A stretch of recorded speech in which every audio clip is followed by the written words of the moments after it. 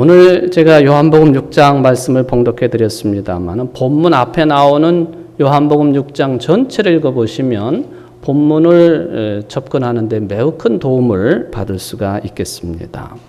예수님께서 이 출애굽을 기억하게 되는 이스라엘 민족의 가장 큰 명절인 유월절이 가까웠을 때에 갈릴리 호수 건너편으로 가셨습니다. 그리고 거기까지 수많은 사람들이 따라다녔습니다. 수많은 사람들이 따라오고 때가 되니까 예수님께서 제자들에게 말씀하십니다. 너희들이 저 사람들에게 먹을 것을 나누어 주라. 그랬더니 제자 중에 빌립이라고 하는 사람이 딱 주파나를 튕겨보더니만 안 됩니다. 그렇게 할 수가 없습니다.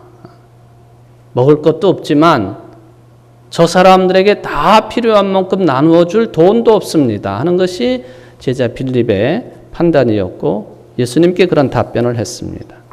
그런데 같은 제자인 베드로의 동생으로 알려지고 있는 안드레라고 하는 제자는 어떤 어린아이가 지니고 있었던 도시락과 같은 개념의 음식을 아이에게 받아가지고 예수님께 갖다 드렸습니다. 여기 오병이어가 있습니다. 예수님이 받아들은 그 오병이어를 축사하시고 제자들을 통해서 모인 사람들에게 나누어 주도록 했습니다. 그때 모인 사람들이 성인만, 즉 남자 성인만 5,000명이 됐다. 그 사람들이 충분히 먹었다 했는데 성인만 그러니 도시락을 바친 어린아이 또 여성들 합치면은 얼마나 많은 사람들이 모였을까 상상이 되어지는데 이 사람들이 배부르게 충분히 먹고도 남은 것이 없도록 거두라 했더니만 12강조리가 남은 음식으로 거두어 드려졌다 하는 것이 기록에 나와 있습니다. 얼마나 놀라운 일입니까?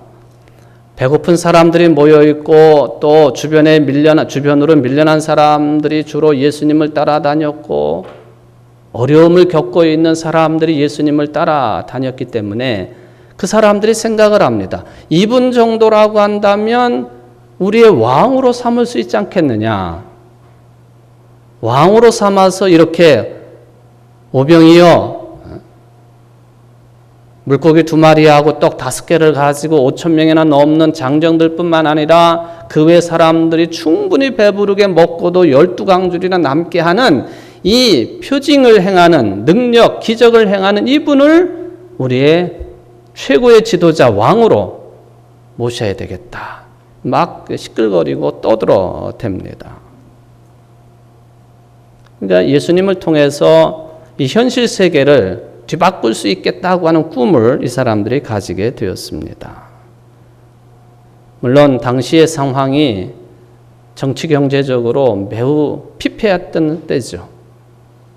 조선시대만 생각해도 그런데 2000년 전이에요. 먹고 사는 문제 아주 현실적인 문제입니다.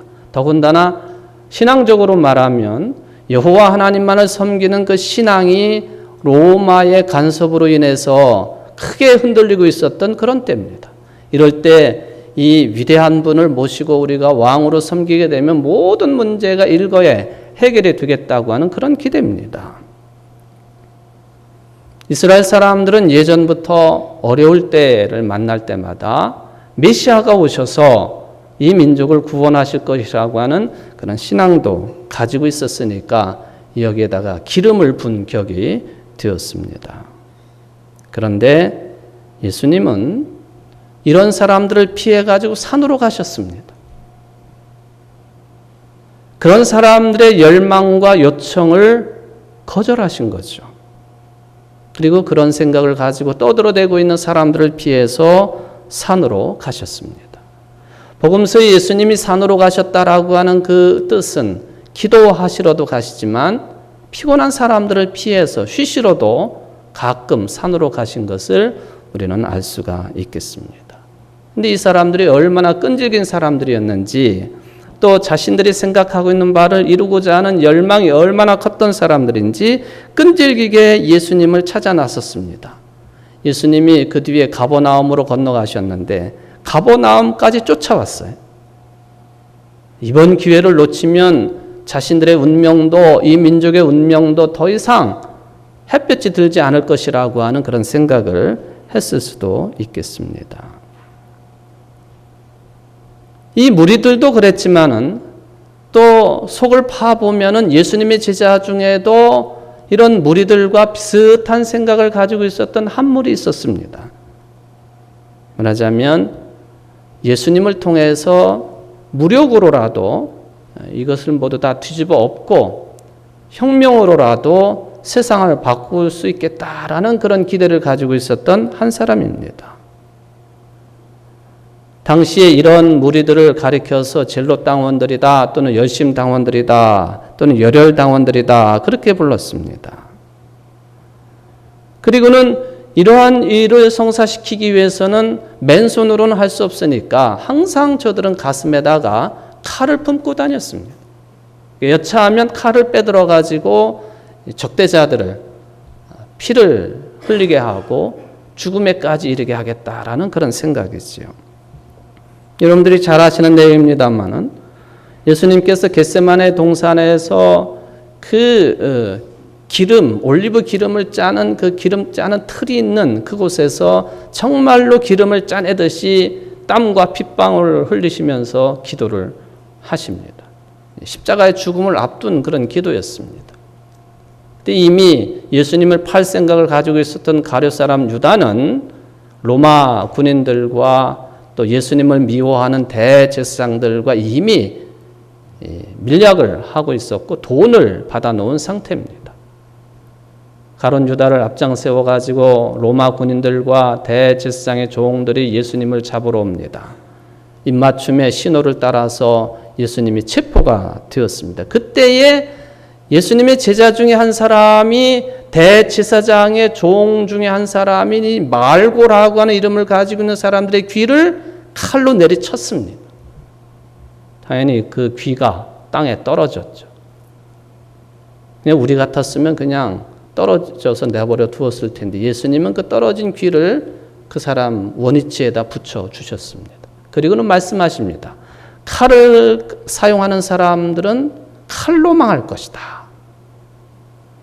마태, 마가, 누가, 요한복음 모두 다가 이 내용을 기록합니다마는 특별히 공관복음서라고 불리우는 마태, 마가, 누가복음과는 다르게 요한복음만이 품에 품고 있던 칼을 사용해 가지고 대제사장의 종인 말고의 귀를 잘라낸 사람이 누구냐? 시몬 베드로라고 기록을 해두었습니다. 시몬 베드로가 누굽니까? 예수님의 제자죠. 제자 중에서도 수제자, 으뜸 가는 제자입니다. 바로 시몬 베드로도 말하자면 가슴에 칼을 품고 다니면서 보통 유대 민족 무리들이 예수님을 통해서 이루고자 했던 것처럼 무력으로라도 저 예수님을 통해서 혁명을 일으키고 이 민족이 새로워지기를 바라는 그런 마음을 가지고 있었던, 실질적으로 행동으로도 옮길 수 있었던 인물이 시몬 베드로였다라고 하는 그런 이야기입니다. 다른 복음서에는 없는데 요한복음에만 이 시몬 베드로가 무력을 사용했다고 하는 그런 내용이 나오니 마태복음, 마가복음, 누가복음하고 요한복음을 비교해 볼 때 이 앞에 세 복음서는 공관복음이라 부르고 요한복음은 거기에 끼워주질 않습니다. 그냥 사복음서 그 가운데 하나로만 봅니다. 오늘 말씀을 읽어보면은 영과 육을 갈라놓는 그런 말씀이기 때문에 이게 영지주의 또는 헬라 사상의 영향이 아닌가 그런 생각을 가지고 본문을 보기도 합니다만은 왜 요한복음의 사도 요한만 시몬 베드로가 칼을 가지고 사용을 했고 또 요한복음에만 그 인물이 구체적으로 나와 있고 왜 이런 내용들이 기록되어 있을까? 요한복음의 신앙사상을 우리가 새롭게 또는 다르게 봐야 된다고 하는 그런 이유가 되겠습니다. 오늘 본문과 설교 내용이 바로 그런 신앙의 흔적을 찾아 나서는 여정이 되겠습니다. 요한복음은 분명하게 선언을 합니다. 세상에서 받을 수 없는 하늘에서만 내려 주시는 신비하고 또 영적인 신앙이 있다고 하는 것을 분명하게 선포를 한 것입니다. 열망을 가지고 있었던 예수 믿는 제자들, 유대인들, 민족의 독립을 강하게 요청하고 있는 민중들, 세속적인 바람과 현실적인 삶의 부흥을 요청하는 일반 사람들, 이런 사람들에게 요한은 영적인 면을 강조했다는 거예요. 그 이유가 뭘까 하는 것이죠. 예수님은 자기를 끈질기게 따라다니는 사람들에게 말씀하십니다. 너희가 나를 찾은 것은 표징을 보았기 때문이 아니라 빵을 먹고 배가 불렀기 때문이다. 너희는 썩어 없어질 양식을 얻으려고 일하지 말고 영생에 이르도록 남아있을 양식을 얻으려고 일하여라. 이 양식은 인자가 너희에게 줄 것이다. 이게 표징을 보았기 때문이 아니라, 사실 표징은 오병이어를 가지고 기적을 일으키신 것이 표징이죠. 요한복음은 표징이라고 분명하게 기록을 했습니다. 근데 이 오병이어를 통해서 기적을 일으킨 그것을 보았기 때문이 아니라, 즉 그 표징을 보았기 때문이 아니라 빵을 먹고 배불렀기 때문에 너희들이 나를 찾는 것이 아니냐. 표징이라고 하는 개념은 오병이어를 통해서 기적을 베풀어 주셨는데 그 기적의 의미가 무엇인지를 찾아내는 것, 이게 중요한데 그것이 표징의 의미입니다. 가나의 혼인잔치에서 물 가지고 포도주 만드신 것도 하나의 표징입니다. 그냥 그 현상만 보지 말라는 거예요. 그 기적을 통해서 예수님이 말씀하시고자 하고 하나님께서 우리들에게 주시고자 하시는 하늘의 음성이 뭐냐, 그걸 찾으라는 거예요. 근데 예수님을 쫓아다니는 사람들은 빵을 먹고 배불렀기 때문에, 단순하게 그 이유 때문에 예수님을 찾습니다. 표징의 의미를 찾으려고 하지를 않습니다. 이 말을 듣고 사람들이 예수님께 묻습니다. 우리가 무엇을 해야만이 하나님의 일을 하는 것입니까? 예수님이 말씀하시기를, 오늘 이제 설교의 제목이 여기서 나왔습니다만은, 하나님께서 보내신 일을 믿는 것이 곧 하나님의 일이다 했습니다. 그랬더니 사람들이 다시 물어요. 우리에게 무슨 표징을 행하셔서 우리로 하여금 보고 당신을 믿게 하시겠습니까? 당신이 하시는 일이 무엇입니까? 그는 하늘에서 빵을 내려서 그들에게 먹게 하셨다 한 성경 말씀대로 우리 조상들은 광야에서 만나를 먹었습니다. 예수님이 또 대답하십니다. 내가 진정으로 진정으로 너에게 말한다. 하늘에서 너에게 빵을 내려다 주신 이는 모세가 아니다. 하늘에서 참빵을 너에게 주신 분은 내 아버지시다. 하나님의 빵은 하늘에서 내려와 세상에 생명을 주는 것이다. 그들이 말합니다. 주님, 그 빵을 언제나 우리에게 주십시오. 예수님이 다시 답변하십니다. 내가 생명의 빵이다. 내게로 오는 사람은 결코 줄이지 않을 것이요 나를 믿는 사람은 다시는 목마르지 않을 것이다. 제가 세번역 성경으로 읽어드렸습니다만 빵이나 떡이나 양식이나 똑같은 말씀입니다. 예수님이 말씀하십니다. 나는 생명의 빵이요, 나는 생명의 떡이요, 나는 생명의 양식이다. 그러므로 내게로 오는 사람들은 결코 줄이지 않을 것이고, 또 나를 믿는 사람은 다시는 목마르지 않을 것이다. 여러분, 이 말씀이 그냥 예수님을 왕으로 세우려고 하는 사람들 사이에 그냥 왔다 갔다 하는 말로만 생각하지 마십시오. 예수님이 하신 말씀과 또 이 무리들이 질문하고 이야기한 내용들을 잘 비교해야 됩니다. 왜냐하면 우리 일반인들이 볼 때에 정반대의 내용들이 서로 주고받아지는 대화로 이어졌기 때문에 그렇습니다. 말하자면 예수님은 이 무리들, 예수님을 왕으로 옹립하려고 하는 사람들의 기대와는 전혀 다른 말씀을 하신 거예요. 너희들 먹고 배부른 그 빵 때문에 나를 찾았느냐? 썩을 양식을 위하여 일하지 말고 영생하도록 하는 양식을 위하여 하라.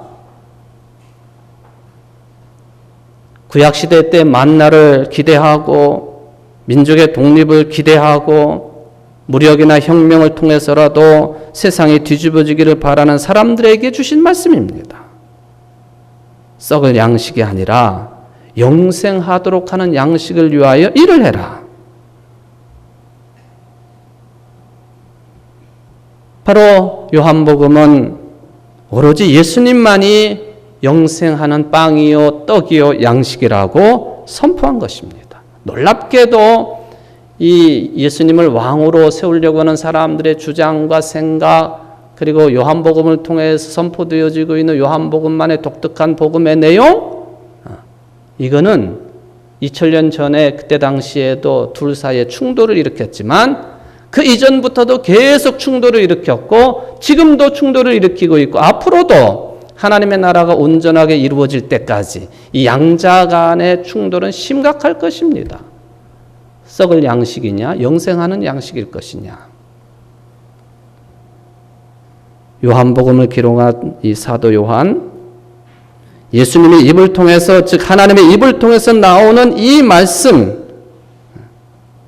이 말씀에 대해서 이런저런 토를 달고 있는 예수님을 왕으로 삼으려고 하는 그 군중들의 그 주장, 강한 요청에 대해서 아니 다른 세상이 있다, 이걸 분명하게 선언한 겁니다.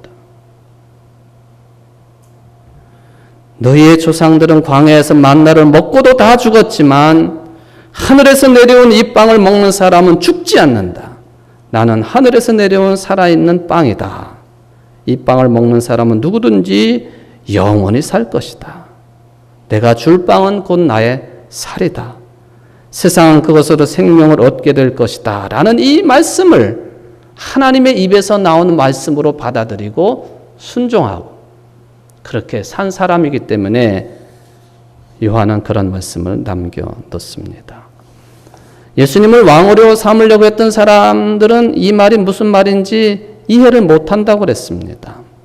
심지어는 예수님의 제자들, 사도들도 이해를 못한다고 그랬습니다. 예수 그리스도로 말미암아 살고 영생을 얻을 것이라고 하는 이 말씀 이해를 못하는 것이죠. 이런 말씀 때문에 유대 군중들하고 예수님 사이는 이게 끝이 났습니다. 그런 기대를 가지고 쫓아왔다가 예수님이 계속 이런 말씀을 하시니까 저들이 이제 예수님을 떠나가지고 뿔뿔이 흩어지게 되었습니다. 자신들의 기대와 어긋났다는 것이죠. 하늘에서 그래도 뭔가 뚝 떨어져 가지고 하늘이 내려주는 그런 음식과 옷과 살만한 것들, 이런 것들을 기대하고 왔건만 자신의 살과 피를 먹고 마시면 영생하리라고 하는 이 현실성이 떨어지는 말씀이라 저들이 이렇게 떠나버립니다. 예수님을 왕으로 섬기려고 했던 사람들 이렇게 떠나가고요. 예수님의 제자들도 도대체 예수님이 하시는 말씀이 무엇인지 모르겠다고 궁시렁댑니다. 그래서 예수님이 그렇게 의심을 하고 당신의 뜻에 동의하지 아니하는 제자들에게 묻습니다. 너희도 떠나려느냐? 너희도 가겠느냐? 이 질문을 하시는 예수님의 심정이 어땠을까? 한번 상상해 봅니다. 너희들도 저 사람들처럼 나에게 실망했니? 실제적으로 예수님이 십자가에 달리실 때 제자들은 다 도망쳤지요. 나중에 성령을 받고 돌아오기는 했지만 다 도망쳤습니다. 이러한 때를 미리 내다보시고 하신 말씀인가도 생각이 되어집니다. 그런데 여러분, 너희도 가려느냐 하는 이 말씀은 오늘 우리들에게도 주시는 영적인 도전입니다. 양자택일을 하라. 이것이냐 저것이냐 선택하라는 말씀이에요. 생명이냐 죽음이냐를 선택하라는 말씀입니다. 영원한 생명을 선택하겠니? 아니면 썩어 없어질 그것을 선택하겠니? 우리는 어쩌면 철저하게 썩어 없어질 것들을 위해 살고 있는 것 아닙니까? 왜 그것이 썩을 것인지도 모른 채로 그걸 오히려 섬기고 있는 것 아닙니까? 알면서도 어떤 사람들은 외면하는 건 아닙니까? 우리 기독교는 지난 2000년 역사를 통해서 계속해서 너희도 가려느냐 하는 이 말씀 앞에서 똑같은 주님의 음성으로 들으면서 썩을 양식을 위해 살 것인지 영생하는 이 생명의 양식을 위해 일할 것인지를 우리는 대답을 해야 됩니다. 베드로가 답변합니다. 주여 영생의 말씀이 주께 있사오니 우리가 누구에게로 가오리까? 우리가 주는 하나님의 거룩하신 자이신 줄을 믿고 알았사옵나이다. 우리는 당신 밖에는 의지할 데가 없고 당신을 떠나서는 갈 데가 없고 당신만이 우리의 유일한 선택이십니다. 그런 뜻이에요. 그랬음에도 불구하고 재판 중에 모른다고 부인하지 않습니다. 십자가에 달릴 때 도망쳐 버리지 않았습니까? 당신만이 유일하신 분이십니다.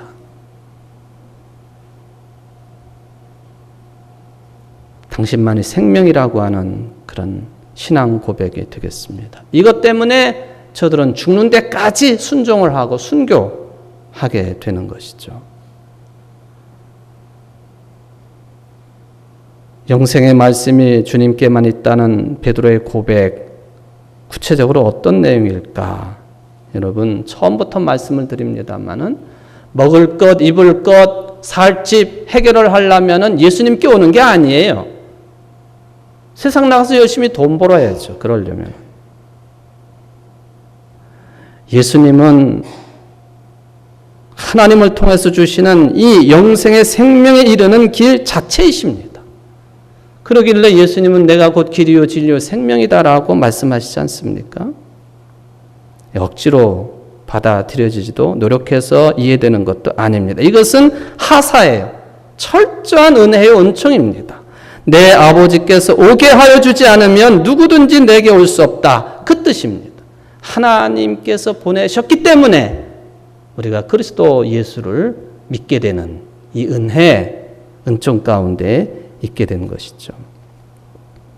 사랑하는 성도 여러분, 저도 물론 여러분들이 세상에서 아주 풍요롭게 풍족하게 살기를 간절히 바랍니다. 그런데 동시에 잊지 마십시오. 겉으로의 풍성함은 다 삶의 과정으로 지나갈 뿐입니다. 썩어 없어진다고 하는 사실도 잊지 않기를 바랍니다. 오늘 요한 사도는 우리에게 요청합니다. 이런 것들은 다 지나가는 것이요 썩을 것이니 영생하도록 하시는 생명의 떡이요 빵이요 양식인 예수 그리스도에게만 붙어 계십시오. 그러면 영원한 생명의 은혜로 주어질 것입니다. 라고 하는 그런 요청이 되겠습니다. 이것을 깨달은 사람들은 감사한 마음으로 살지요. 하나님 한 분 때문에, 예수님 한 분 때문에 감사할 수 있습니다. 구약시대 때 이미 하박국 선지자는 그런 감사의 말씀을 드렸습니다. 잘 아는 내용입니다만 무화과 나무에 과일이 없고 포도나무에 열매가 없을지라도 올리브 나무에 딸 것이 없고 밭에서 거두드릴 것이 없을지라도 우리의 양이 없고 외양간에 소가 없을지라도 나는 주님 안에서 즐거워하련다. 나를 구원하신 하나님 안에서 기뻐하련다. 주 하나님은 나의 힘이시다. 요한 사도가 고백한 것과 똑같습니다. 예수님 한 분뿐이십니다. 예수님 한 분뿐이십니다. 성도 여러분, 이 온전한 기쁨과 감사를 누리면서 살 수 있는 참다운 신앙인들 되시기를 주의 이름으로 축원을 드립니다.